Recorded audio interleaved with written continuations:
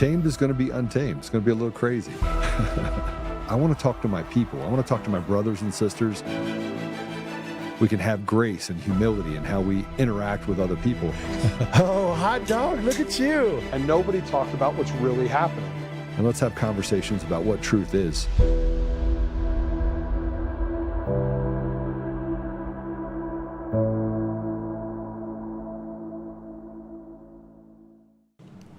Who determined the number 420,987 from the 2020 election? Was that your organization that determined there were that number of failed signatures, or was that the number reported by all of the counties in Arizona? So, Madam Chair, Senator Bennett, that number is based on a review of a quarter of the 1.9 million envelopes from the 2020 election. We used 150 trained workers that studied the Secretary of State manual and followed those guidelines.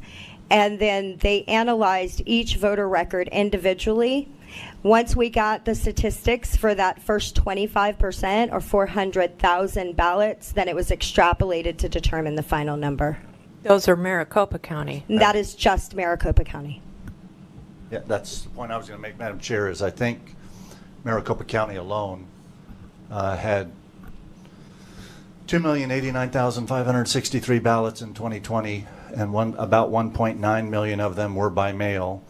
And so your group analyzed about 25% of those 1.9 million in Maricopa County, came up with a percentage that you considered to have failed signature verification, then you extrapolated to get to the 420,000. Madam Chair, Senator Bennett, that is correct. Thank you. Okay, proceed. Signature verification has been that third rail in Maricopa County. You can't touch it, you can't talk about it. And that was really the line in the sand that the county drew during the Arizona audit. And it's not difficult to see why they don't want us looking at those signatures, because guess what? They don't match. So signature verification is a process by which you take the voter ballot envelope and compare it to the affidavit in order to determine whether it's a legitimate vote. So there are two areas that we looked at that we want to share with you today. The first one is the signature verification of 2020 and how that relates to 2022. 420,987 ballot envelopes failed signature verification in the 2020 election. The system was never repaired, and because of that, those same issues that caused the massive amount of failures was still in existence in the 2020 election. In the 2022? In the 2022 election, which has left our system still vulnerable. Hi, everyone. Happy Friday. Patrick here. Last second change of plans. Thank you for tuning in, everybody. Joe had something come up. He is all good, but surprise! Happy Friday. Thanks for tuning in. Hope you'll stick with us, even though it's myself right now. But yeah, stolen voices, stolen nation, right? We're really the only country that seems to have this system where no one knows what exactly is happening within their own election process. Signature verification, mail in, you got drop boxes. Some people vote in person, some people need ID, some people don't. But if you need ID, you're racist. But if you need ID to collect your government subsidies, that's not racist. I don't understand how that works still in 2026. But here we are. It's because our election system is purposely designed to have selected leaders put into place in order to carry out specific agendas that take from the American people. Look where we are in 2026. Think back 5, 10, 15, 20 years. Think back to your childhood. How much is your life different all because of the laws, regulations, social pressures, social agendas being pushed down from people that are supposedly elected by us who don't want any of this that's happening to us? It's a crazy dynamic. Like the majority of Americans are not happy with the direction of the country when Biden was in charge. Majority of Americans are not happy with the direction of the country with Trump in charge, but somehow this keeps happening. Why? because the majority of our leaders are there, that are in there, are not actually elected by the American people. They're just in there to promote what they're paid to promote, which is either a social agenda or a political agenda. In most cases, it's both. And in both cases, they don't actually represent what you actually want as the American. Right? How many people in America want safe streets? Is that really a debatable topic, or should that be a debatable topic? What do safe streets in America look like? I would assume people would like to walk around the streets without being harassed, assaulted, robbed, exposed to drugs, needles, nudity, right? Like, we could all agree on that. So how come we can never get there? How come we can't get there?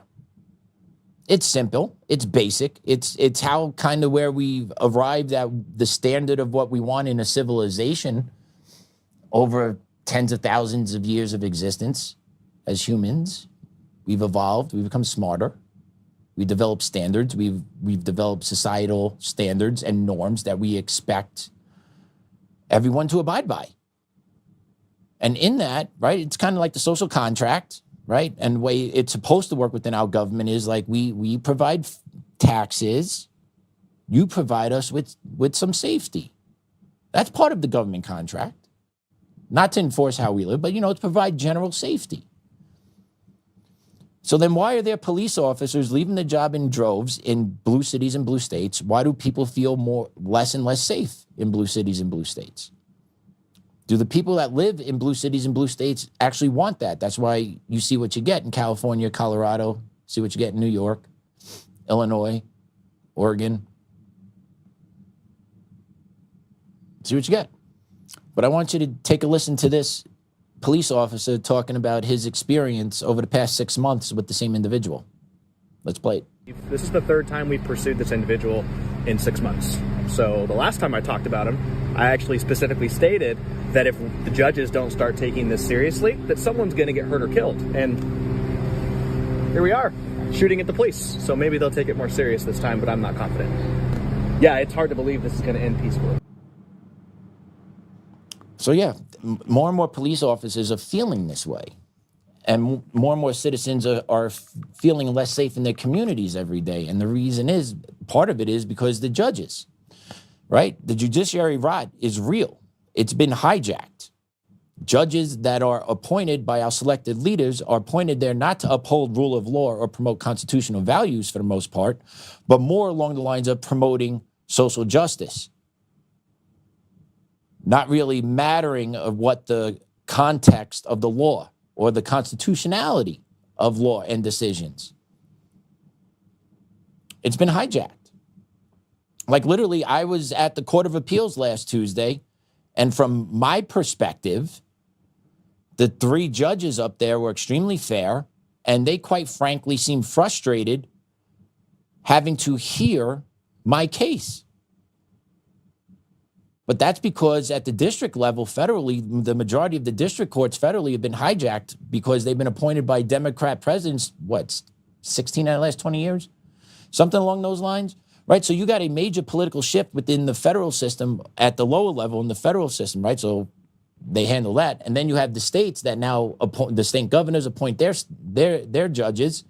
And if you have states that are equity-driven, equity-driven, social justice-driven, restorative practices-driven mindset, right? Because that aligns with the belief that the systems with America are inherently racist, so therefore all this needs to basically be undone.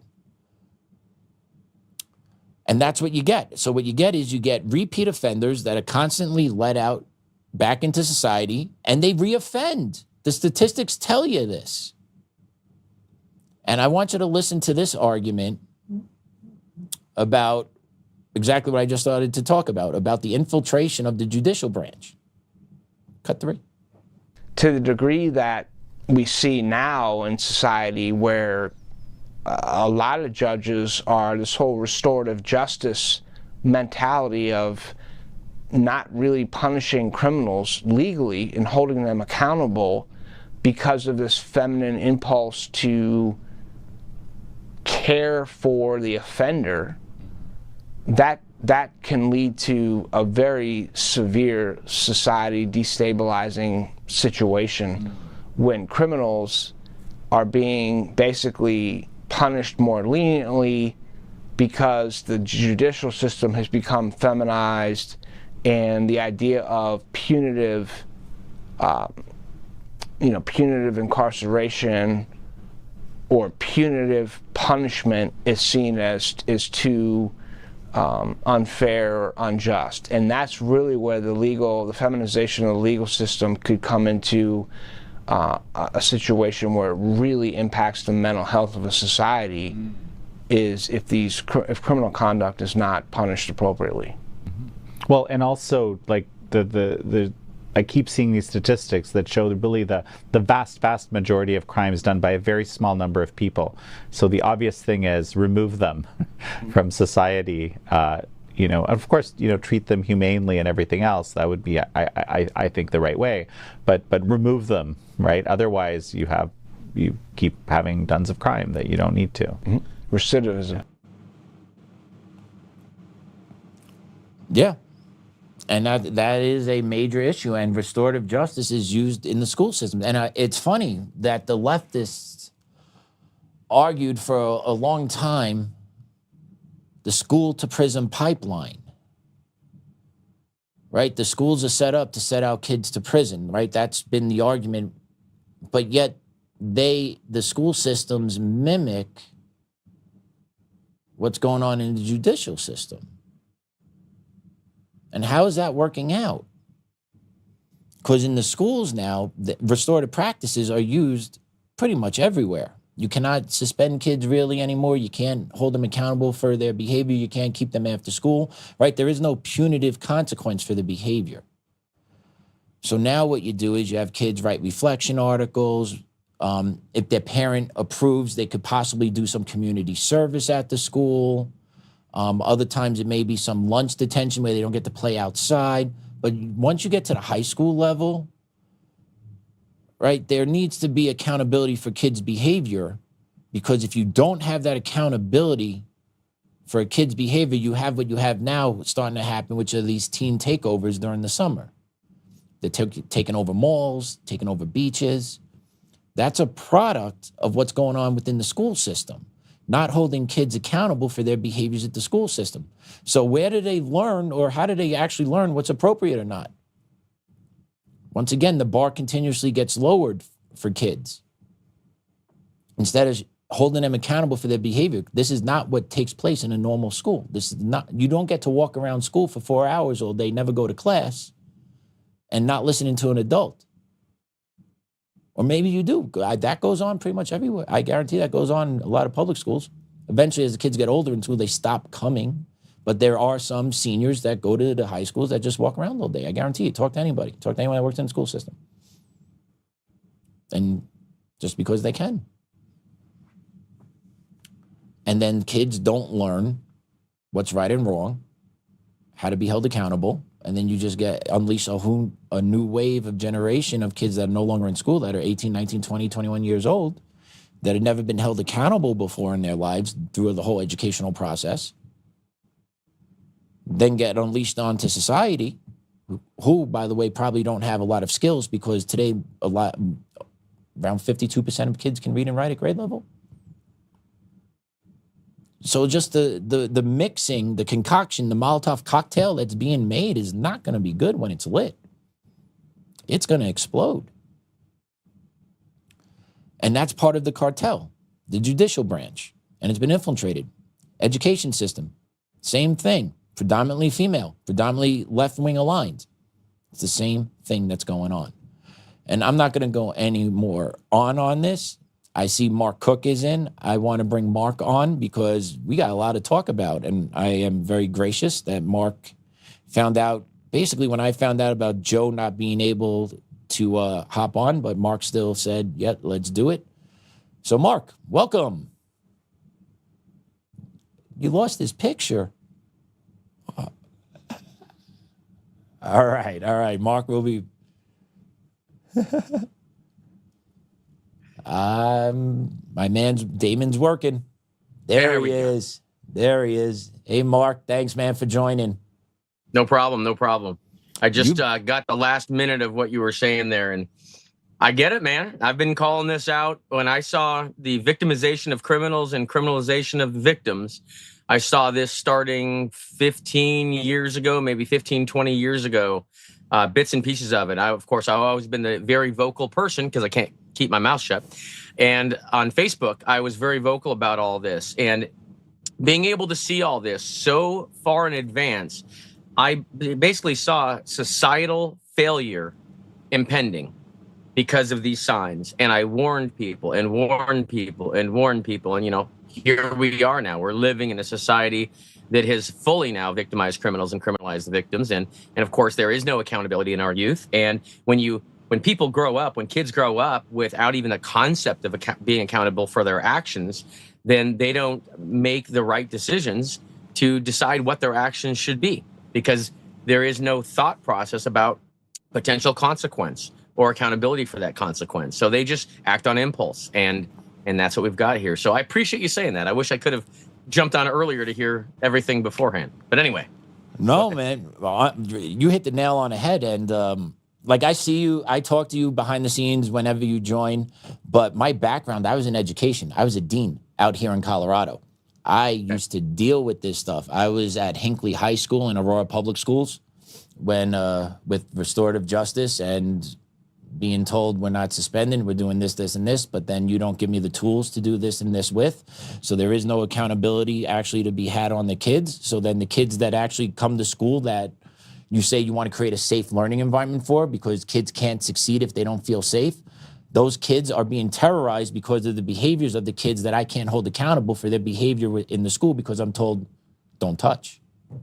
So yeah, man, it's crazy. And that message, it destroys the ability for the good kids to live in an environment that is conducive to that as well. It tears everything up. It destroys society from the inside. And people don't seem to see 2 inches in front of their face. And, unfortunately, they're like right here. It's all they can care about is, what is that book from what God said? That Elon just referenced a couple days ago. Suicidal Empathy. Suicidal Empathy is a book that everyone should read because, and Elon's right in pointing it out. He also is very good at understanding and seeing things a little bit ahead of when they actually happen.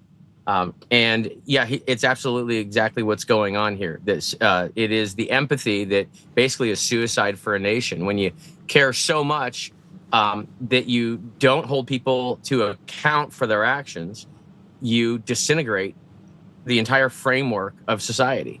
And we are now living in the consequences of that happening. And we're 2 generations deep now. So now the kids that had no concept of accountability as they were growing up are now in positions of influence, turning into positions of power, and they have no concept of accountability. And when you have people in power that have no concept of accountability, you kind of have a problem. And here we are. Oh, well said, well said. And you've been a busy man. You've been around. There was a good announcement this time last week, was there not? Possibly. Which one was it? I don't even remember the announcement that happened 5 minutes ago. Polis giving clemency to Tina. Okay, so behind me, yes, the wonderful one behind me. Yes. That was that. I remember Tina. Yes. Considering she's behind me in every podcast I do. Yes, I'm very happy that Polis finally did the right thing. He certainly did not have to do the right thing. I'm not real happy with how long it took him to do the right thing. And it is interesting to see the level of attack he's now taking. And maybe it'll give him an opportunity to actually see how dirty this whole thing is. I don't know how involved he is in the deepness and the wideness of the deep state itself and what's been happening to this country. I think he's probably got a little bit more of a narrow view. I know he is in a book or documentary, and I'm not going to mention that. But Polis and I do not see eye to eye on a lot of things. I don't think he's the most evil person in the world, though. I think we are up against, as a society, the most evil people in the world. I think he's not quite in that group. So I pray that maybe we can open his eyes a little bit. He's not a stupid guy. He is a smart guy. I just wish he was more aligned with my ideals than the opposite. Yeah. I can't say I've seen too many wins out of this guy, but I will give him credit for putting signature to paper on this one. There's been a hell of a lot of pressure. The treatment of her has been horrific. It's glad to see that it takes how many to move an inch in this, right? Like how much pressure was needed for Polis to do the right thing here? How much? A tremendous amount, but also think about the pressure that he has been under from those that create pressure for him. So he's had pressure from both sides as well, and we had to create more pressure to beat the counter pressure. So and I think that's what we finally were able to do, and he did it. So God bless him for that. So does that actually mean he did the right thing here? When you're actually disliked by both sides for kind of almost the same reason, does that mean he did the right thing? I think maybe he reached deep inside. Maybe he looked in that mirror at night. Many times I've asked him to do it. Look at the mirror before you go to sleep and think about what type of impact you want to leave on the world. And maybe he had a little come to Jesus moment and realized that he has to do sometimes a difficult thing, but it's the right thing. I really hope. I hope that's the case. Yeah. I'm praying for him. Did you see Tina put out a post in regards to what's going on to Polis? No, I haven't seen the recent one. No, but let me guess. She's probably backing him up a little bit, like I am. She is. Hey, let's put it up, Damon. Let's put up Tina's post. It came out, I think, earlier this morning. We put it in. I was going to put it into show. There you go. This is from Tina. I feel it is important to speak out against the travesty we are seeing happening in Colorado. The Democrats have once again shown that if you do not stay within their party line, they will try to destroy you. Governor Jared Polis commuted 9 sentences and pardoned 35 people. But the outrage from Colorado Democrats is aimed at Governor Polis and me. They are attacking the governor for showing mercy, and they have put a bullseye on a 70-year-old nonviolent first-time offender. Doesn't that make you wonder why? It should be obvious to Democrats and Republicans alike that they have something to hide. It is so obvious that they are willing to continue destroying people's lives to cover it up. The real victims are the people of Colorado. The real victims are every voter who deserves honest, fair, and transparent elections. I thank Governor Polis for being willing to stand up in the middle of this persecution and do what he believed was right. I have always said I will never back down, I will never give up, and I will never give in. I will always stand for truth, transparency, and fairness in our elections. No matter how hard people like Jenna Griswold and Phil Weiser try to cover up what is done to the people of Colorado, I will keep speaking the truth. The censure of Governor Polis shows just how radical the left has truly become. And if they are this afraid of mercy being shown to one whistleblower, the public should ask what they are still trying so hard to hide. See, I love Tina. I love the fact that we're on the same page and hadn't even discussed any of this. But she's absolutely right. It is an opportunity for the public to finally see the power of the machine that controls everyone, including Polis. At least they're trying to. It's totally out of all of our hands, out of our control. Until we take back our elections, this is the kind of stuff that's going to happen. And it doesn't matter what side of the aisle you're on. It doesn't matter if you toe the line for a little bit. As soon as you veer off, like Polis did, the full attack ends up being directed on you. And they don't care what side of the aisle that someone's on. I've had Democrats call me for years saying, hey, I think my election's getting stolen. I know you're a Republican. Will you still talk to me even though I'm a Democrat? I'm like, that's the most ridiculous question ever. That party means nothing to me, just fair elections. So of course I will. I used to be a Democrat. I was a Democrat longer than I was a Republican. And I saw, the dirtiness of things. And what happened is, the Democrat Party was infiltrated. And that party, when it was infiltrated by these globalist, insane people, they moved the party so far left that the party ended up moving far left of me. And that's why I thought, well, maybe I'm just in the wrong party. So I went and changed parties at that point when I noticed some other things. I really thought it was the Democrat Party that was the problem. I didn't understand that what had happened is that party had been infiltrated. And then, of course, later on, we find out the Republican Party has been infiltrated by the same group. Now, the conservatives have put up a bit of a better fight. And, had tables been turned, and it happened way early on, and we didn't have the Democrat, we'll say the subversion of the Democrat Party as a reference point, we may have not seen our side suffering that same consequence in time. So maybe we gained a little bit about watching what happened with the Democrat Party first, but these same people have come after the Republican Party as well. Those are the real rhinos, not the establishment people. The rhinos are actually infiltrators that just wear the R in order to subvert the party. And those have shown up. We see them. That's this big fight. We've got the America First Patriots. We've got the rhinos, and then we've got the establishment in the middle. And the rhinos have got the establishment basically under their wing and under their spell of deception.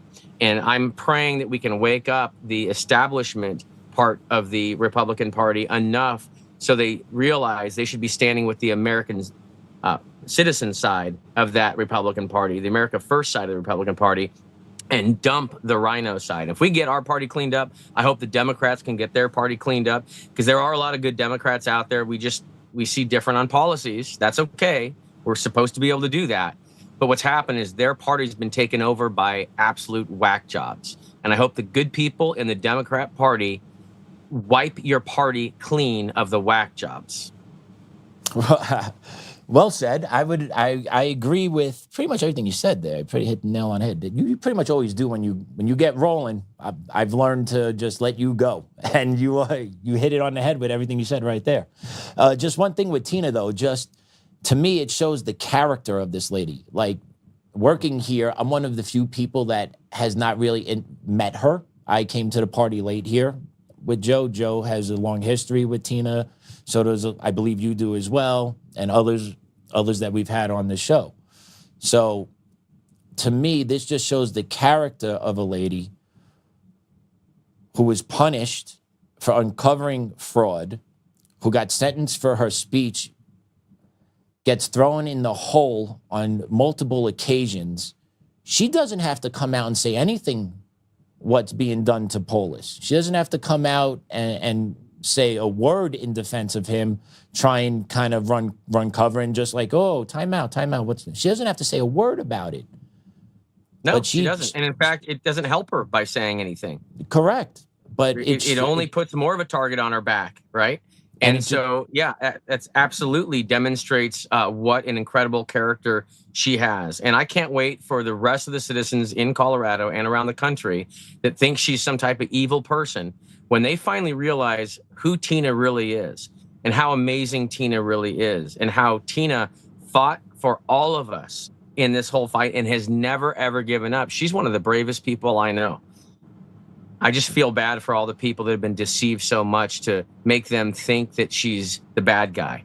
But they had to do that. They had to try to demonize the good people so the people that they use don't see the truth and end up attacking the good people.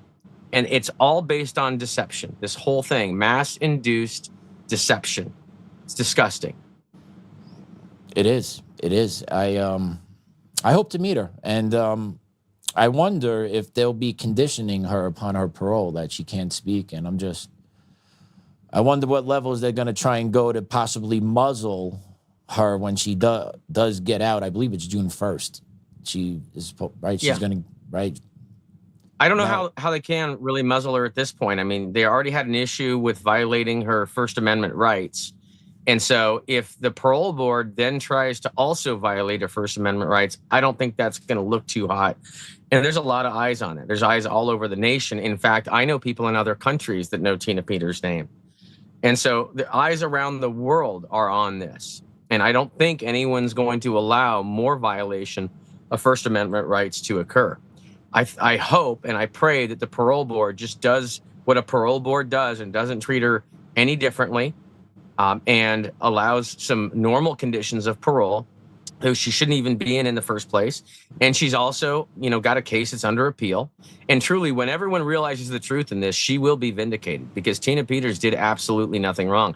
I know she has claimed that she, and she's honest in this from what I've heard, of course, is that she really truly feels some remorse for having to lie to the Secretary of State. And, Tina made the statement, so read Tina's exact statement on it. I don't want to put words in her mouth. What I can say is I'm upset that the Secretary of State, her actions made it, basically gave people no choice but to mislead the Secretary of State. Had the Secretary of State been honest about what she was doing, no one would have had to mislead her. And I will flat out say, if I was in Tina's position, I would have done the same thing. Because when I feel that a crime is being committed, I don't care who is committing the crime. If I've taken an oath to my fellow citizens to protect their election records, protect their vote, and to serve them, I'm going to do that. I'm not going to let any criminal, even a criminal that is supposedly over my head or above me, commit a crime on the people that I'm responsible for taking care of. I'm going to stick my nose out just the same as Tina did. So I'm sorry that she was even put in that position, and that's all on Jenna Griswold. Yeah, but the cartel's got to protect the cartel, basically to no end.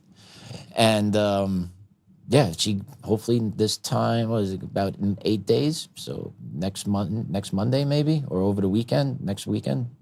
It should be good. I hope to meet her. I want to shake her hand and just say thank you. That's the least I could say to the lady. You're gonna love her. I've heard people that know her that work here that I've spoken with about her is like, you two are gonna be going off. So I'm looking forward to connecting with her. Hopefully she comes in. It'd be great to meet her. And another aspect of Colorado politics, Victor Marx. I recently found out he backed out of an upcoming debate once again. No. Yeah. There's a debate coming up at May 27th, 28th, 29th. I got it somewhere. Give me a second here. Next Tuesday. So shocking that he would back out of another debate. What are the chances? I guess pretty high. At this point. You're more likely not to see him than you are to see him, unless he's getting a fluff piece done with him, for the most part. But did you see the campaign video that put out explaining him backing out of the debate? Did you see this? No. I think it was it a woman like explaining why? Because he didn't have the balls to actually say it himself. Is that what it was? Yes.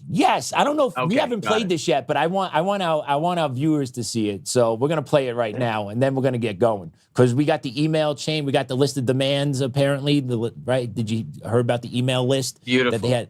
Yeah. So we're gonna talk about it. All right. All right. B2, Damon. Let's roll, baby. My name is Rachel Flick, spokesperson for the Victor Marx campaign. Victor Marx accepted the May 26th Centennial Institute debate at Colorado Christian University in good faith. He was preparing for it and looking forward to a serious conversation with Colorado voters. But we later learned that one of the moderators, Michael Brown, had publicly taken a position against this campaign. His KOA broadcast made that clear, and his direct communications with our team made it more clear. Mr. Brown told an Army combat veteran on our staff to man up and answer his questions. He also sent the campaign a demand letter requiring extensive records before the debate, warning that our response or silence would be used against Victor on stage and on air. This is not normal moderator conduct. Moderators are supposed to create a fair forum for voters, not act as hostile participants in the race. Michael Brown disqualified himself through his own words and actions. Coloradans deserve an honest stage, not a predetermined one. Victor will still be with voters on May 26th at Phil Long Music Hall in Colorado Springs at 6 p.m. Details are on the campaign website. He's also looking forward to the 9 News debate with Kyle Clark on June 2nd at the University of Denver, televised statewide. Look, Colorado voters deserve honest conversations. That is exactly what Victor Marx and our campaign are committed to delivering.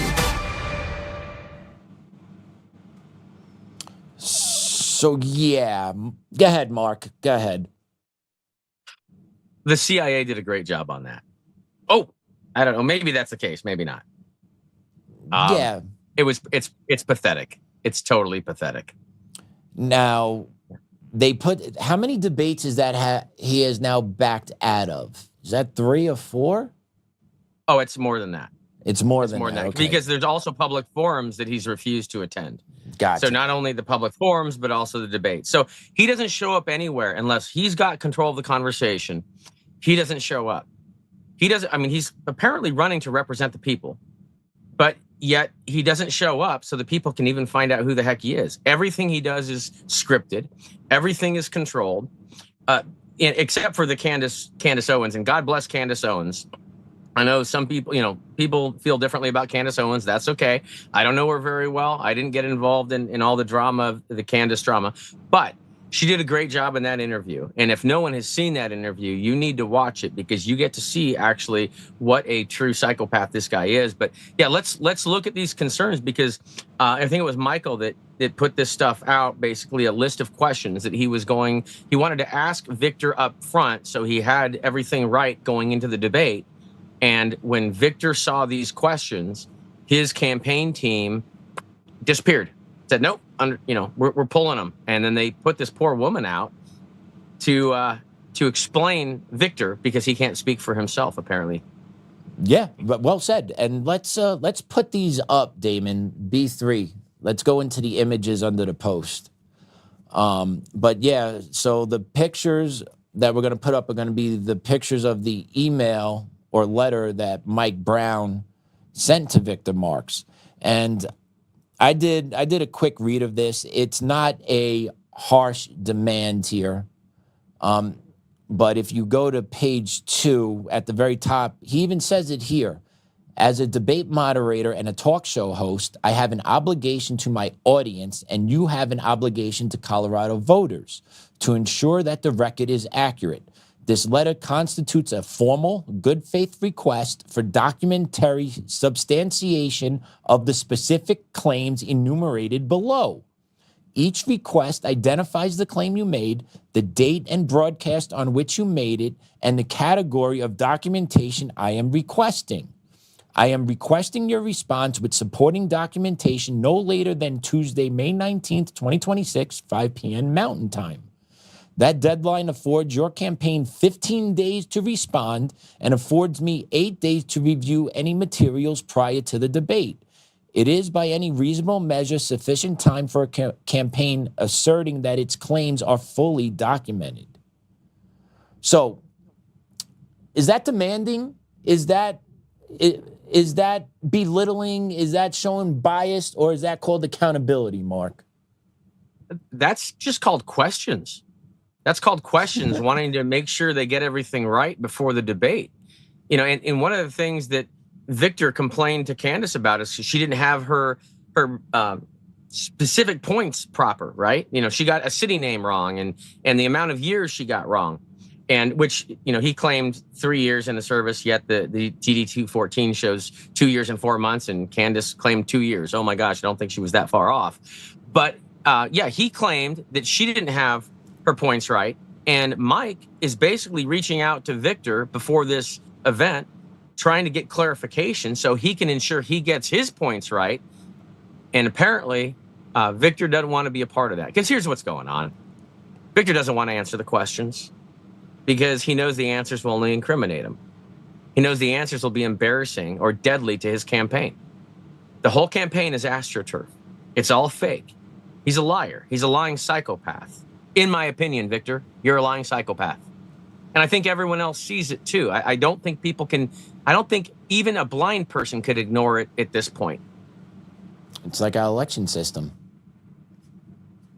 Amazing, isn't it? You can't ignore it. And then as you go through the letter, it's asking about documentation of the 40 MOUs, his martial arts credentials, his Camp Al-Hol rescue operation in Syria, his Haiti operations, his Gaza entry, the West Bank, Palestinian forces training, Dave Eubank and and the Free Burma Rangers, the Mosul firefight, legal name, campaign website. It seems stuff that is just everything that Marx has referenced or tried to hang his hat on, that now he's being told to provide documentation so I could afford a line of questioning and debate around these things. You can't touch it, no good. Which means when you look under the hood, it's not there. Right? Logic, right? But what I think it's worse than not there. I think here's my guess right now I'm seeing on all this. This looks really bad on so many accounts. And there are so many weird things about Victor Marx that are intertwined with so many strange, unexplainable things. You know, missions out in Haiti and knowing all these people all over the country, and, you know, military this and military that and agency this. And, you know, I'm thinking that if I had, let's say if I was the CIA or some agency and I had this operative that I've put into a position to be able to run a bunch of operations across the nation for years and years and years, and I'm really risking, I'm almost losing control of the nation. I needed to find a person to put into a run for governor to make sure that they destroyed the ability for any real candidate to actually get on the primary. I might pick this individual and put them into that position as, you know, as the perfect person, you know, kind of like an actor, to go in here and pretend to run a campaign. And who knows? I mean, maybe they'll even steal it and give Colorado to Victor Marx, which I could totally see them doing. They have the power to do it. They easily could just rig the election. They'll condition the public to expect the possibility of the result. It'll then be a really close race. And then, oh my gosh, Victor just barely won. Oh my gosh, Colorado has flipped the governor from blue to red, even though, of course, you know, the red is a fake red, just like, you know, a lot of the blue is a fake blue.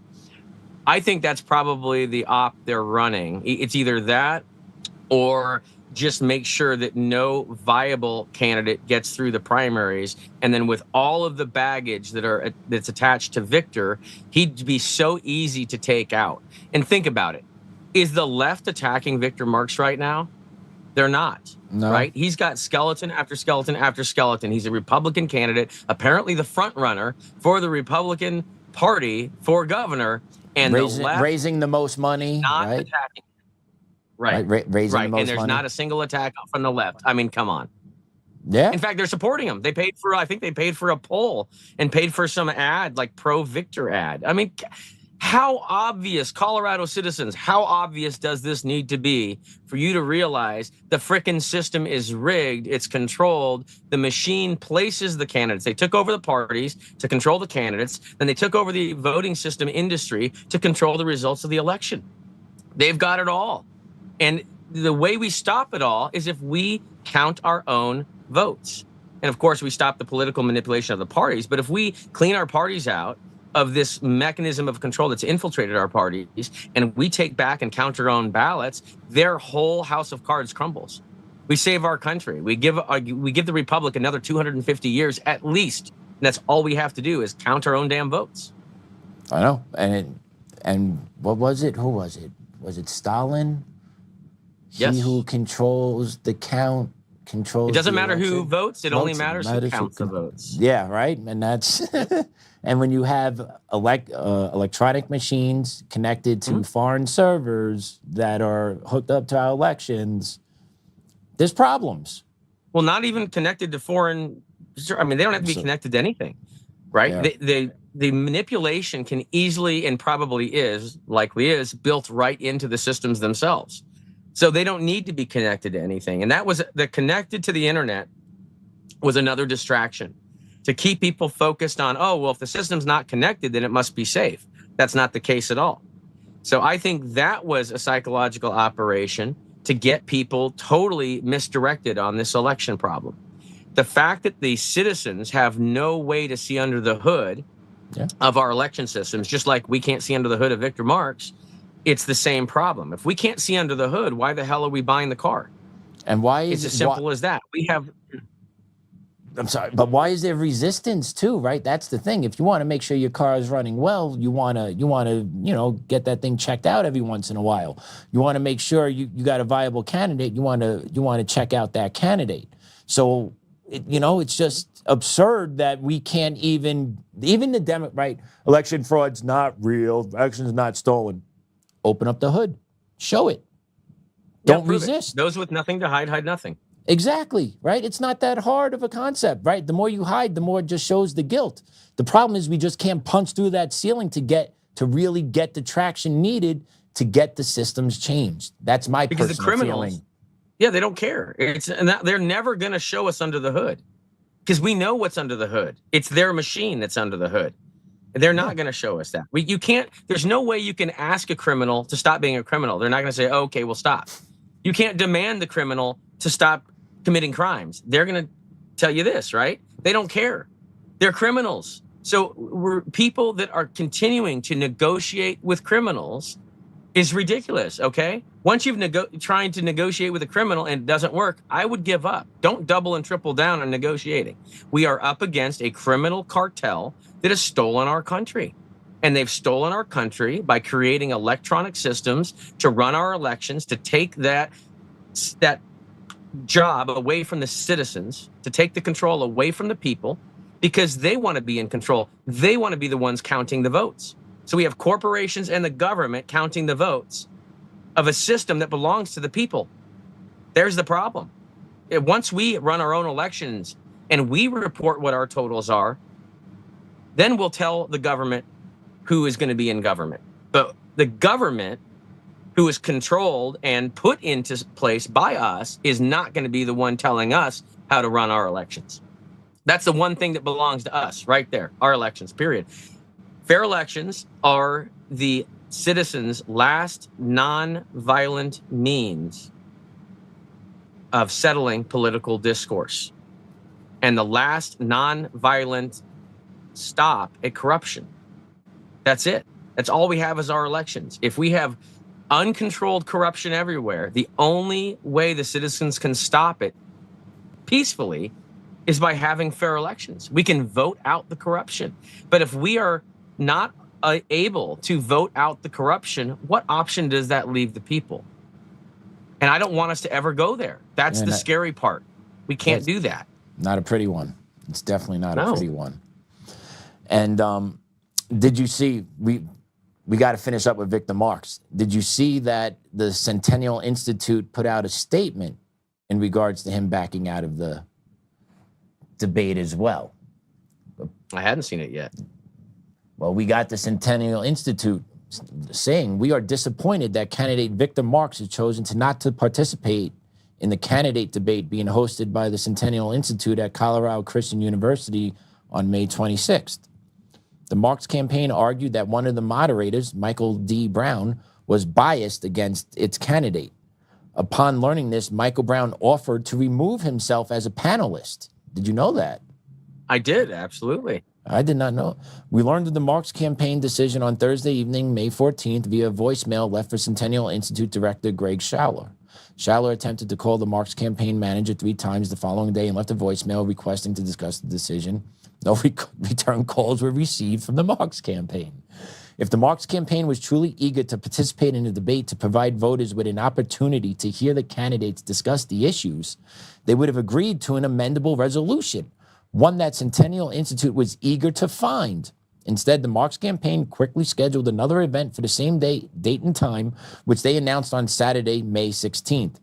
It is clear the Marx campaign was not looking for a solution. They were looking for an excuse to avoid a public debate against fellow candidates that would give voters the opportunity to compare and evaluate.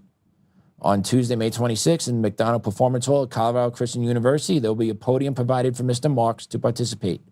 Whether it is occupied or vacant will be his choice. The forum will be fair and unbiased. Mr. Marx has no excuse that prevent him from participating. Woo! Man. Well done.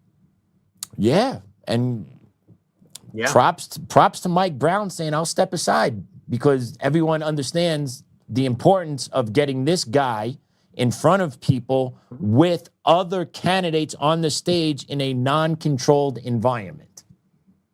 Everyone He can't answer understands that. questions. Yep. And he won't answer the questions. He doesn't want to. He wants to skate through his whole campaign, and they want to fake the citizens' perception about him. They want to make all the support totally manufactured so they can rig the system. That's all they're doing. And the guy, it's really even worse than just these questions that Michael wanted to know. I think everything about Victor Marx is fake. That's quite possible. I think his whole life is fake. Yeah, and I think he's worried. And actually, it's not him. Trust me, Victor Marx is not the brains of this operation. Victor Marx is a puppet. He's a puppet of a system, of the machine. And the machine is calling the shots. And the machine is telling him, no, do not do these things. You know, I mean, the guy's an idiot. Listen to him talk. The guy's a moron. He doesn't have much going on up there. Not to mention, you know, a total psychopath. Yeah, and it's just that any reason to pull out, we're going to pull out, and we'll schedule something else that we can control. Therefore, we can never go back. We got out. And the only thing we could say that I could think he did off script was the Candace piece. Even the other stuff he goes on, right? He got Benny Johnson piece. He was on with Matt Gaetz recently, I saw. It's very, I think I just saw him recently with David Harris. So he's getting a chance to sit with these conservative influences to introduce himself to the conservative mainstream, all while dodging the ones that should matter most, the Colorado people, because he's fighting for the Colorado vote for governorship. It's an illusion. His whole campaign is an illusion. It's a controlled illusion. And just like they don't want the people involved in the elections, they really don't want the people involved in the campaign or asking questions either. They want us all just filling out the ballots, put them in the machines, and accept whatever results we tell you. The whole thing is a show, just like our election system's a show. Campaigns, the controlled campaigns, have all been a show as well. They don't want the people running the elections, and they don't want real American citizens running for office. They enjoy the control they've got, and we're going to blow it all up. And I feel like this one is just one of the more blatant ones. Just in your face, here it is, take it or leave it. This is what we're doing. I don't care what you say, how you say it, and we're just going to keep on steamrolling. It is quite remarkable. It really is. It is full throttle, right? They are doubling down, tripling down. It is fascinating to watch. And then what's even more fascinating, a little scary, look at the people that still don't see it. There are still some people out there that say, well, you know, he's got the R, so I'm voting for the R. Like, oh my God, people, seriously, like, wake up, stop falling for the con. But there's not everyone is at the same level of awareness. There's simple people out there that are good-hearted, simple people. They don't think multiple levels deep. They just look at the surface. And this illusion operation is meant for them. And so what our job is to help people rise up from just seeing things on the surface level and help people see what's under the hood and be inquisitive and curious about what's under the hood and show them how to lift the hood and look at it. We have to raise the collective level of awareness of the population to a point where it is then above the illusionary tactics that they've been employing over all these years. When we do that, their whole game crumbles. And that's why they're doing everything they can to take all of us out. You know, that's what J6 was all about. That's what all these attacks on America First is. We are fighting, you know, our government's at war with our government, and then the citizens are at war with the half of the government, or the operation that's got control of half of our government is also at war with the citizens. So we've got some good people still left in our government, luckily, but very few. And then we've got the people that have totally lost control as well. I mean, we're in a fight to save our entire republic here, and the enemy is everywhere, and they're in our backyard, and they're sitting right next to us. Well, not next to us. You and I. I get you. Yes. Yeah, and they're running for governor. Our enemy's running for governor right now of Colorado. There you go. Yeah. You got to worry. And he's gathering a war chest compared to the other Republican candidates. It's just, if you like, he's fake though. I know, man. I know. It's just you gotta. People really do gotta wake up. Is basically the long and short of it. And I try and talk to people about it, right, and explain to people that I know what I've been able to learn, and they think I'm crazy. You know, so it's a balancing act on trying how to educate without isolating people. You know, where they just turn around like, "Yo, you're crazy." Hey, have you noticed how the crazy people of the last 8 to 10 years have been right on point pretty much the whole way? About everything. Yeah. 100%. Yeah. I mean, amazing that all the crazy people happen to be right the whole time. Maybe the crazy people were actually the sane ones. Just maybe. Maybe we knew what we were talking about. I don't know. Yeah, a little education, a little deeper thinking, asking how and whys, doing a little more reading instead of watching. You know, it doesn't take a whole lot. That's what being a citizen is, though, right? Like, the idea of citizenry has gone away, I feel, for like a lot of people. A lot of people expect that the government should handle everything, but at the heart of it, as a citizen of a country, one of your job and responsibility is to check the government. Like, at the heart of it, your job is to be an informed, educated populace. And the school system isn't doing it. So you as the individual needs to train this into yourself and into your kids on how to actually look and think and go deeper into what's being presented at face value, especially this day and age from the media. You cannot trust anything at face value from the mainstream media. No, we're all being lied to about everything. Yeah, and gaslit. The government is of, for, and by the people. It's supposed to be us, right? There's not supposed to be the people and then the government. The people own this whole thing. We own all of this, and we are supposed to do our civic duty for a short period of our lives and go work in the government arena to serve our fellow citizens. We do that for a little bit, and then we jump back into the private sector. That's how this is all supposed to work. There's not supposed to be lifetime politicians that tell us what to do. We're not supposed to have lifetime leaders. We are our own leaders. But America doesn't understand this because they destroyed our education system, so it does not teach our children what America actually is. So if they don't understand the concept of self-governance, then they're never going to want to be part of self-governance. They're going to want to be governed. And that's what they're told in school, is that they're governed and they're oppressed. The oppressors, are the ones that have oppressed you. And the oppressors are the people over here, and you're the victims. And that's what they're taught growing up. So it's conditioned helplessness. And that's not what America is all about. We own this whole thing. We run this whole thing. And as soon as we take our vote back, their whole game's over. And that's why their number one threat is the citizens running our elections again. Because if we do that, it's over for them. And you'll notice they are trying everything they can to block every effort the elections, or even be able to audit our elections. Because God forbid, if we audit our elections or hand count our ballots, we'll know they're rigging it easily. And they can't have that because their whole system crumbles when that happens. Yep, and then the arrests start happening, and then leads to the bigger arrest, and then the cartel family finally gets broken up. And that's what I think they'll lose all their control.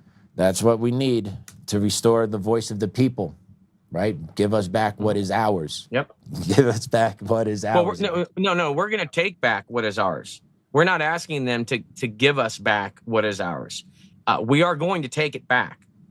And I really want to do it peacefully.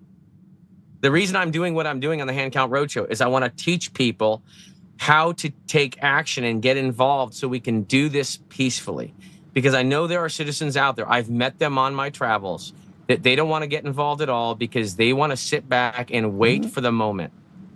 And that is, I think, very irresponsible of them. I do not agree with that. I think people need to all get involved right now at waking up everyone you can, removing everyone's heads from their rear ends, and getting involved and creating peaceful, massive peaceful pressure to reclaim our elections. Because if we do not do that, if we fail to do that as citizens of this country, then we'll only be left with what our Constitution provided us. And I don't want it to have to go there. You know, that's the final plan Z. And even though some people want it to go there, I don't want it to go there. Yeah, I don't think really any of us do. It would be too awful. Total mess. Yeah. It would not be good. Where are you heading to next? What do you got going on?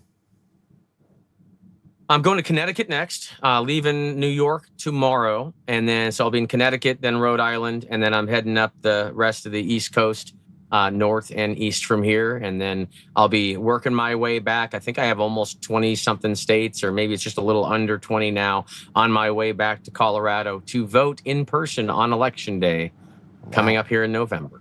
Where in New York are you right now? Just north, up in, I think it's called Peekskill. Okay. Yeah, north of Manhattan. Yeah, you're a little bit up getting to the upper states of New York. We're getting it. I've never been up over here. So this is kind of cool. I've never been to the Northeast of our country. So this is going to be very interesting. And I'll tell you, the people out here, a lot of them don't seem to understand the problem that we have here. They don't understand elections. A lot of them don't even know who Tina Peters is. Yeah, which is crazy. And everywhere I go, I tell people the story of Tina Peters because everyone needs to know about Tina Peters. And on the Western Coast, everyone knows, West Coast, Central, everyone knows, even North, South. But over in the Northeast, so far, I've run into a lot of people that say, who's Tina Peters? Yeah, I'm not surprised. I am not surprised, but keep doing the good work, keep preaching. Enjoy some of the Northeast cuisine. You get some good Chinese food. You can get some good Italian. You get some bagels. I miss some bagels. But if I had time, you got to eat, man. You know that dude, I went 6 days without even opening the door of my trailer this last week. I seriously wake up, I go to my desk, I sit, and I work all day long. And then I usually pass out about 3 o'clock in the morning and then sleep for about 4 hours and wake up and do it again. And I realized I am out of food. I have no more cans left. So I'm going to have to actually open the door of the trailer. I think there's people outside, I've heard. Oh, there you go. So I have to go out and be in that public with the people and stuff and go get some food. And then tomorrow morning on the road to Connecticut where I have more in-person presentations. But I've been doing a lot of remote presentations. So I've been very busy online. Just got done with a great one in North Carolina yesterday.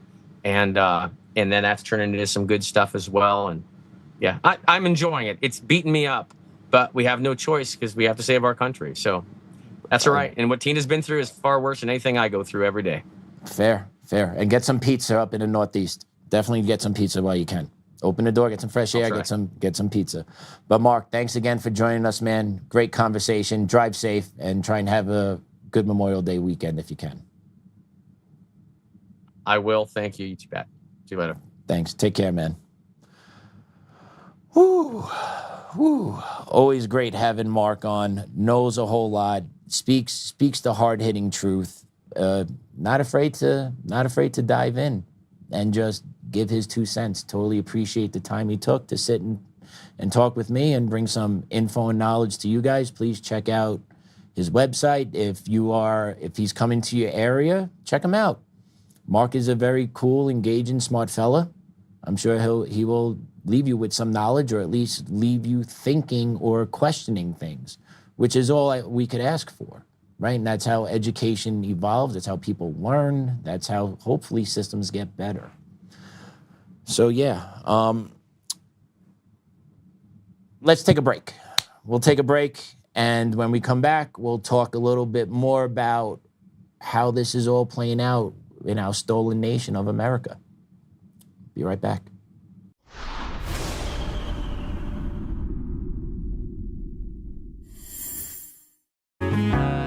Oh, hi. I almost didn't see you there.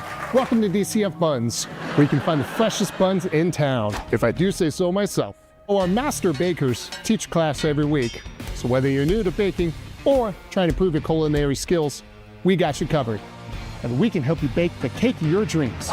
We'll even clean your cake if you want. And if you don't want to bake anything yourself, we have loads of fresh buns available in a variety of shapes and sizes. Check us out at dcfbuns.com to learn more. DCF Buns, we keep the buns hot and the deals hotter. Buns. In every thread, in every stitch, Honor-Bound USA weaves the fabric of the American spirit. It's not just apparel, it's a testament to God, family, and country. At Honor-Bound USA, we're a family of patriots who put our faith, family, and America first. When you visit our website, you'll find a line of products that embody our commitment to pray, stand, speak, and act. As the official site for the Untamed podcast, all of our products proclaim speaking the truth with courage. We also have the powerful documentary from Professor David Clements, Let My People Go. Identify yourself as one of the few who are willing to stand for what they believe in. Join the Honor-Bound USA family today. Wear it as a badge of honor, commitment to the values that shape us, and a pledge to the bright future we will build together. Because when you're honor-bound, you're not just wearing a brand, you're embodying a lifestyle.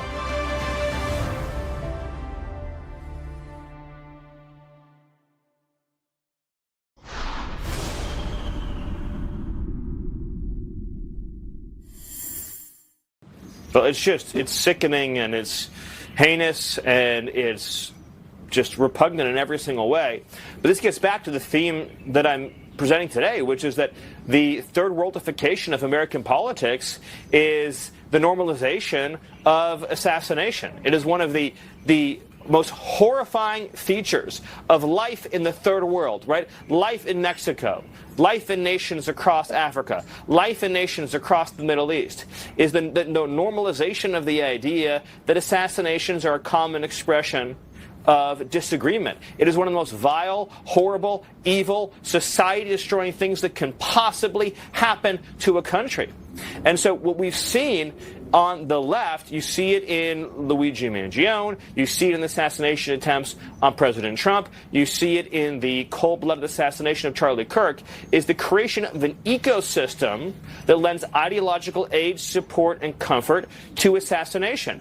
And you see it, and this might, look, some people might not like what I'm about to say, but it has to be said. You see it as well where you have the left continue in its professional associations like nursing and doctors and education to mint people, to produce people who casually cheer assassinations. This is, in other words, a regular part of their vernacular, their conversation, is I'm glad that so-and-so was shot, or I'm mad that so-and-so didn't finish the job. This is common now in white-collar professions that are controlled by Democrat credentialing bodies, is it creates this kind of person. And it's sick. I mean, you see it online. You see it also in left-wing comedy, where they cheer and they laugh and they joke and they all have a good time talking about our friends getting murdered.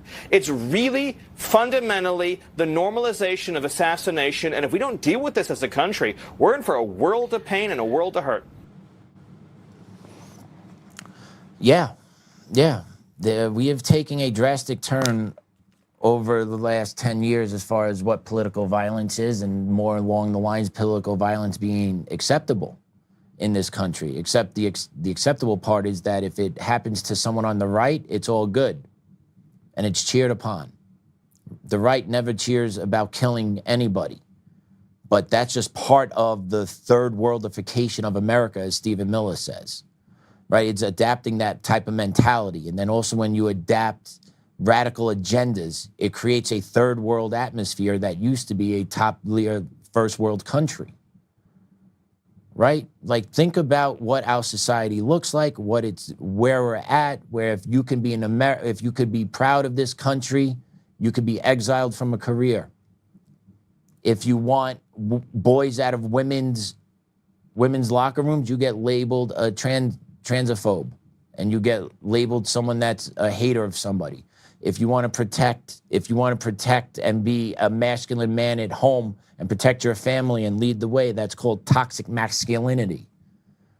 Like, it's just absurd what is going on in our society. It's the third worldification. It's the deterioration of normal society standards to make our society now look like it's unrecognizable. And in order to make our society recognizable, you have to fight every day just to have normalcy. It's America 2026, and it's being done purposely.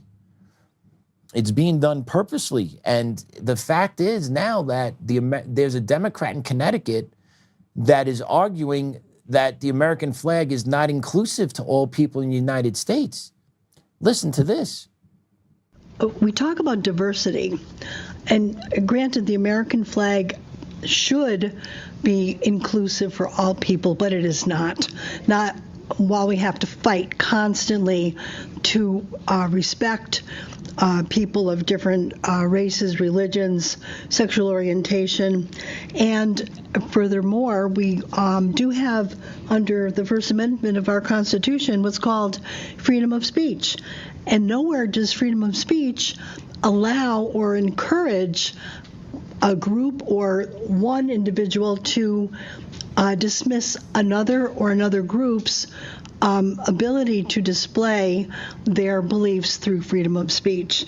And as far as people in our community feeling isolated and threatened and not part of, that is really a most horrible form of community. We need to work harder as a society. But right here in Enfield, we can and we will be doing something to show our community members that we do care and that every single person in this community is important. So, yeah. One second. Sorry, everyone. So, yeah, that came from Counselor Cynthia Mangini, who believes the American flag is not inclusive. And this was part of public hearing and debate on whether or not the town council will have the power to decide what flags can be flown on somebody's house.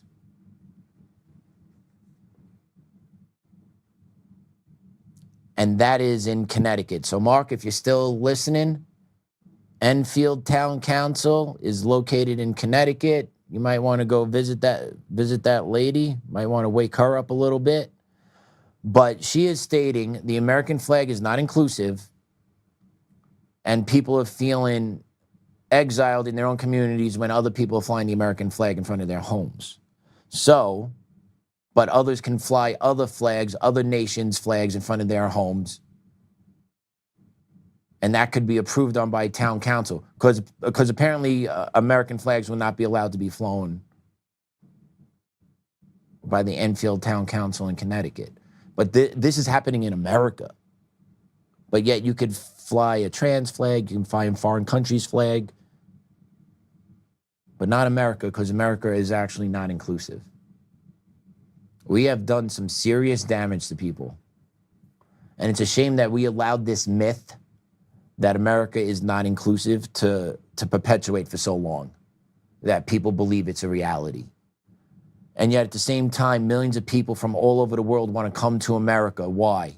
Because it's so oppressive and exclusionary? I don't understand this concept and how these arguments still are made. I really don't understand. We are the freest nation in the world, done the most for pretty much all countries throughout the world. Anyone can do anything they want in this country to be successful. Actually, if you have skills and try hard and have some type of work ethic, you can try and be successful here in America. It's not a guarantee. You might fail 1, 2, 8, 10, 20 times, right? Someone may succeed on their second time. You may succeed on your 20th time.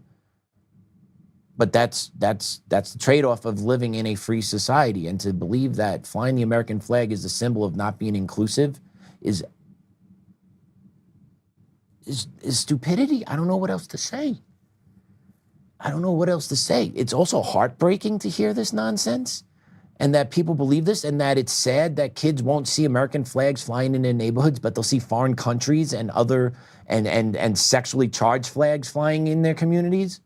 Like, is this the direction of what America really is going towards in 2026, 2027, 2028, where people have such disdain for America that they believe the American flag is not inclusive, therefore you can't fly it on your own house that you own and pay taxes to? Like, we really live in an upside down world.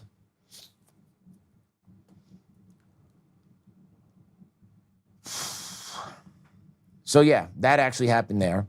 And in New Jersey now, well, Mark, you're in the Northeast, man, so if you're listening, New Jersey, you got the Muslim Brotherhood talking about how successful they've been in infiltrating the MAGA movement. Check this clip out. Now, within the Republican Party, we see the split, we see the fractures within what the MAGA movement. You see the likes of Tucker Carlson, you see the likes of Candace Owens, you see the likes of Megyn Kelly, you see the likes of Steve Bannon. He's the one who coined MAGA. Do you know what MAGA means? Do you know what MAGA? Do you know what MAGA? MAGA, make America great again, right? MAGA, make Israel great again. So he said, either you're MAGA or MEGA. Choose. So he accuses people like Ben Shapiro and Mark Levin, who he calls Mark Tel Aviv Levin. That's what he calls him. These cracks are happening. So now, for those who continue to question, is our work paying off? I'm telling you, it is. Is it where we want it to be? No, it's not. Is it where it should be? No, it's not. Are we able to get there? Yes, we are.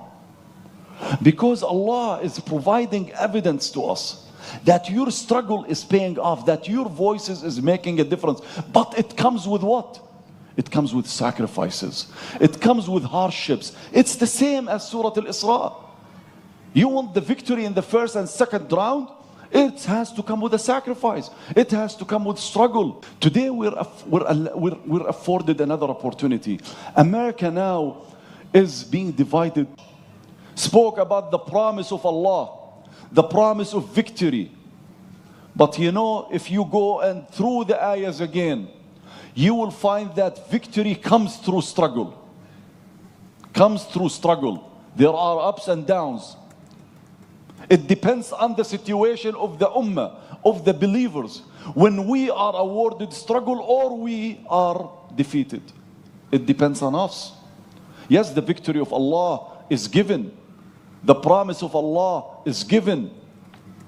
But what is not given, it is the people who are going to achieve this victory. Iman necessitates action. I am going to struggle until I die. So yeah, that's a speech being made at the Muslim Brotherhood in New Jersey. And if you paid attention to that closely, he's talking about how they're proud of the work they've done, where they've infiltrated the MAGA movement and it is actually working in splintering the group. Once again, listen to that. They are acknowledging that they have infiltrated the MAGA movement and helped actually splinter the MAGA group.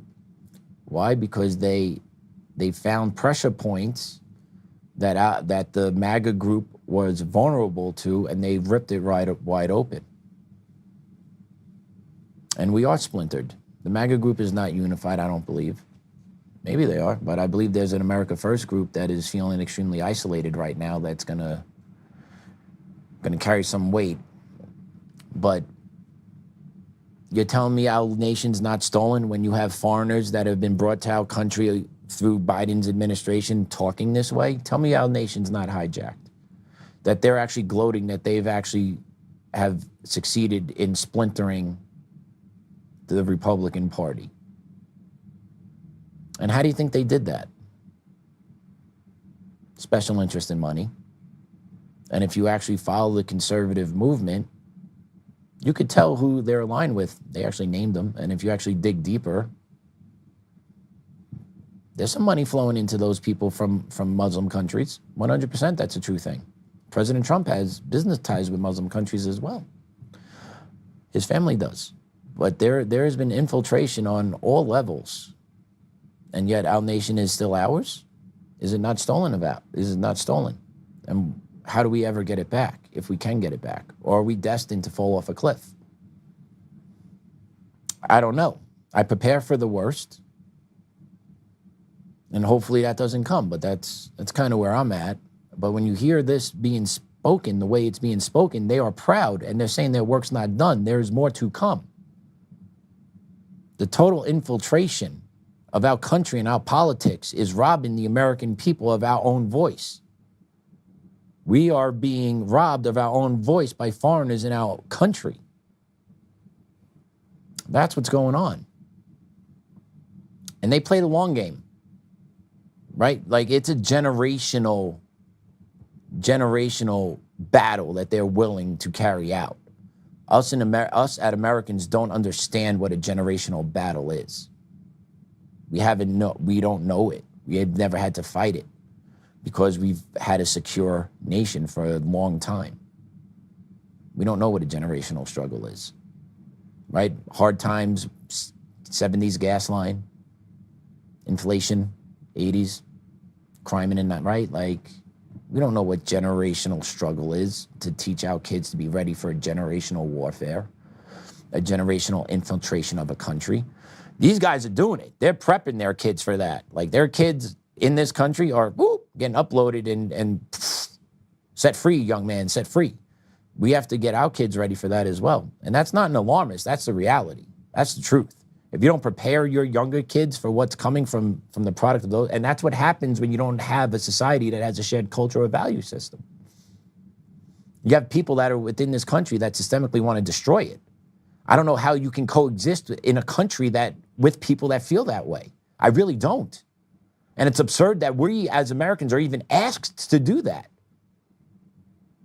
And that's not hate speech. That's not being an Islamophobe. That's reality. I don't want my boy being a target because he's a white Christian. And a nation founded on Christian principles. Like, that's absurd. But if I speak out about it, I'm a racist or Islamophobe, pull the clip, play it in court. Like, it's crazy, dude. It is crazy. Anytime we speak up or say anything, we are immediately labeled because we call it for what it is. The nonsense that's allowed to be spoken in America. And nothing's done about it. So we play it on here, we talk about it, I rant about it. If Joe was here, Joe would rant about it. The fact of the matter is, you cannot have people that feel this way living in this country. We are destined to fail. We are destined to fail until all of this is cleaned up. And then you got to go back to the school system, because the school system's at the heart of a lot of this, because the school kids are indoctrinated to believe a certain thing, and eventually those kids get to be in positions of power, and then they're able to actually carry out those beliefs politically and cause ramifications for ordinary citizens. We're going to close on two local things here in Colorado. Take a look at this post about Arvada West. Let's take a look here. Arvada West High School in Colorado reportedly gave a presentation in class on red pill influencers to watch out for. This list contains names such as Charlie Kirk, Steven Crowder. We've reached out to the school for comment, but they did not respond. How is this appropriate? Jefferson County Schools. There you go, Andrew Tate. Can't read most of those. Hamza Hamed, Joe Rogan, Aiden Ross. Charlie Kirk, there you go, Steven Crowder, Dan Bilzerian, he's taking a lot of heat now because he's, I believe, primary in Randy Fine, who has super support from a country halfway around the world. So yeah, of course, Dan Bilzerian will be on that list now. I'm surprised Joe's not on there. I'm a little upset. I'm not there yet, but give me a couple of years, maybe I'll get on that list. We'll see. We'll see how far this goes. But that goes on. Who are they to say this? How about we put a list up of liberal podcasters? Or how about jihadis? How about we put a list of those that, hey, maybe we should watch out for these people and not actually watch their stuff? Is that absurd? But that's what taxpayer dollars go for. And that's all good out here in Colorado because we want to indoctrinate the hell out of the people here. We want to indoctrinate the kids That's why so many kids keep leaving the schools. 10,000, bomb.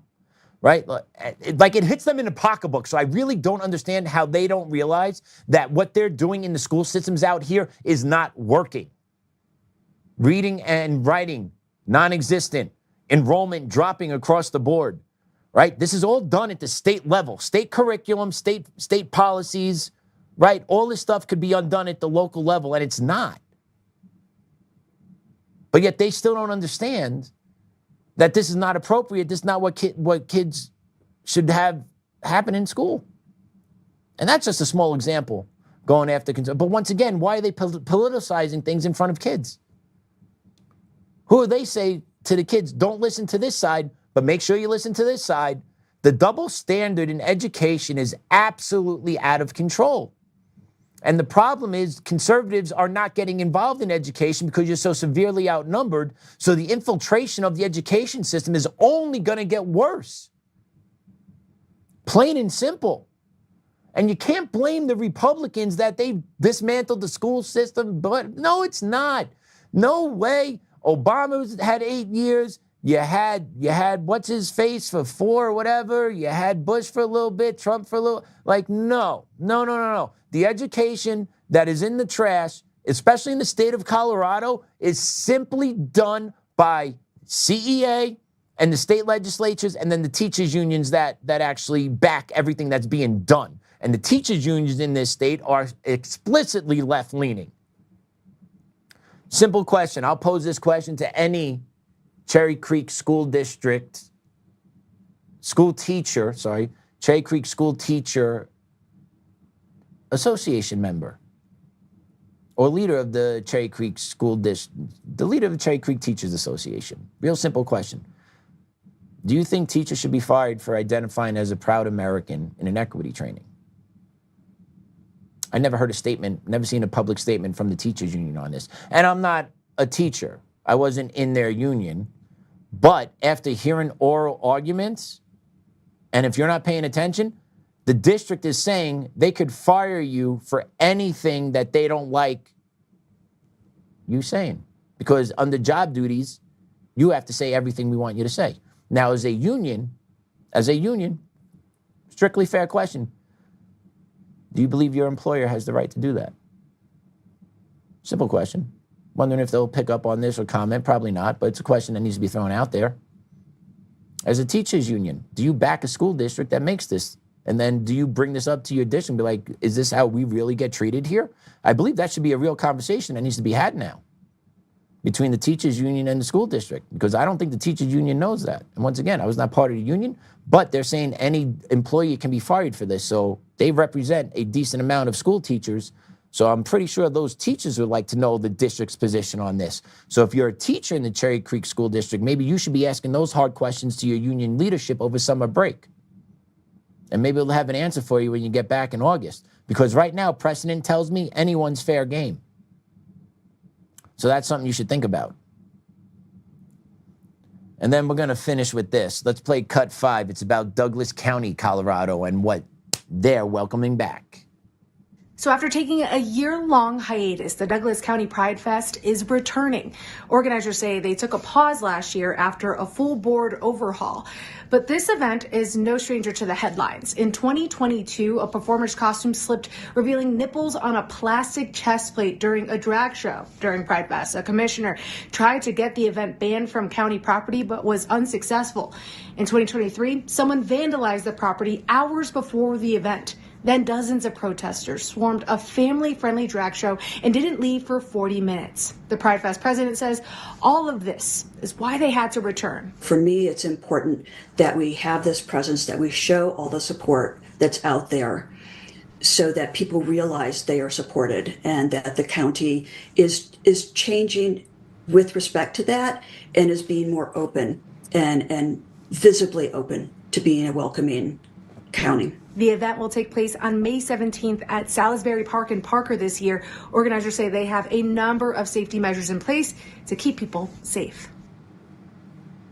So it couldn't have been that big because we're a little late on that, so I apologize. But hey, Doug Co, I'm sure you're glad it's back.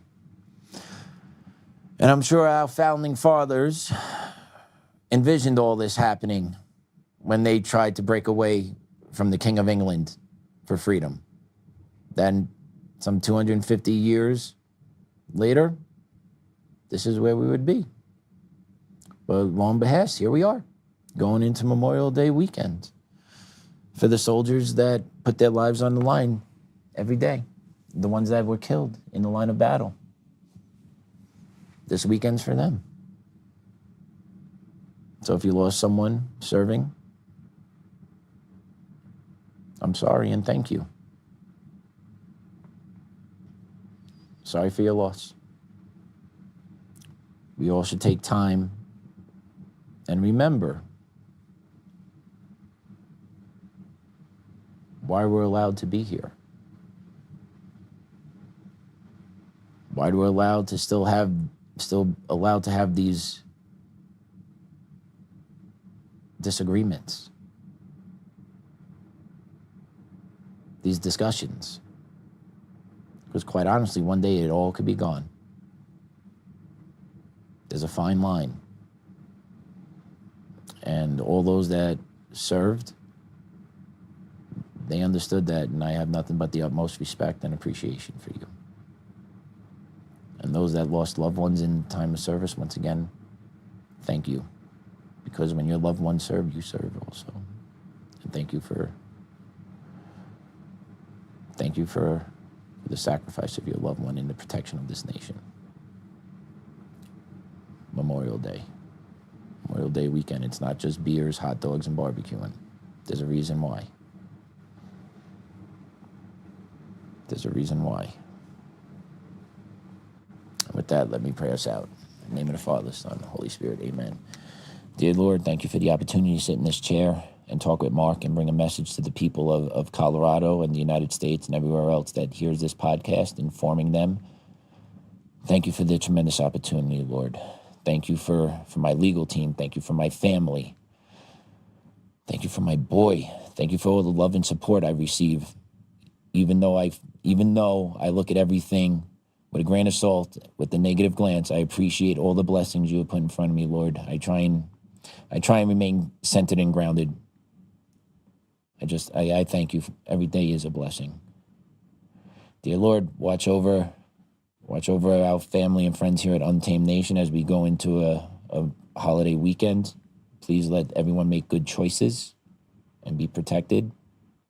Dear Lord, please enact love and compassion and goodwill into our leaders to make difficult and right choices to bring this great nation back.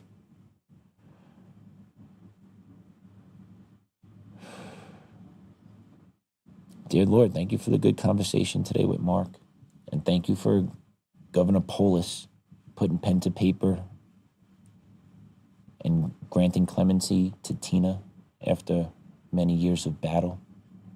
There's a light at the end of the tunnel for her, so thank you, Lord, for that as well. Miss you, Grandma, Grandpa, and Dad. Our Father, who art in heaven, hallowed be thy name. Thy kingdom come, thy will be done, on earth as is in heaven. Give us this day our daily bread, and forgive us our trespasses, as we forgive those who trespass against us. And lead us not into temptation, but deliver us from evil. Amen. In the name of the Father, Son, Holy Spirit. Amen. All right, everyone. Check out Monday. There will be an interview with Joe and Adam Dorito that will be playing at our regular time slot. And we will be back in chair, Joe, on Tuesday. Have a great Memorial Day weekend, everybody. Class dismissed.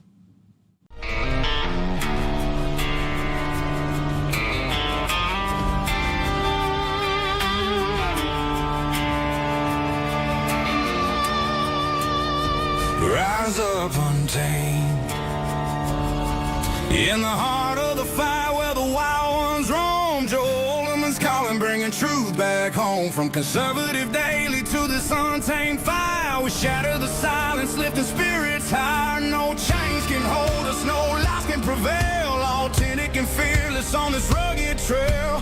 Patriots gather under stars and stripes. Untamed nation, igniting the nights. Untamed nation, let the truth roll out in this land of the free. Standing proud from sea to shining sea, we won't back down. Catch the fire, wear the crown. Untamed nation, it's our battle song, motivating hearts where the brave belong. Yeah, untamed and wild, forever strong. Play it again all night long.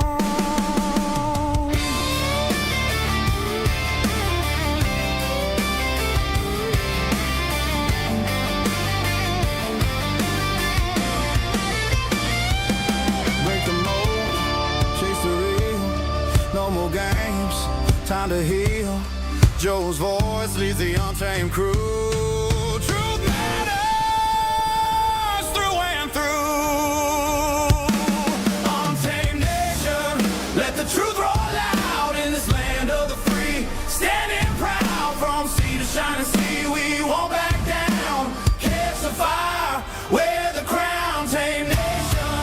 It's our battle song, motivating hearts where the brave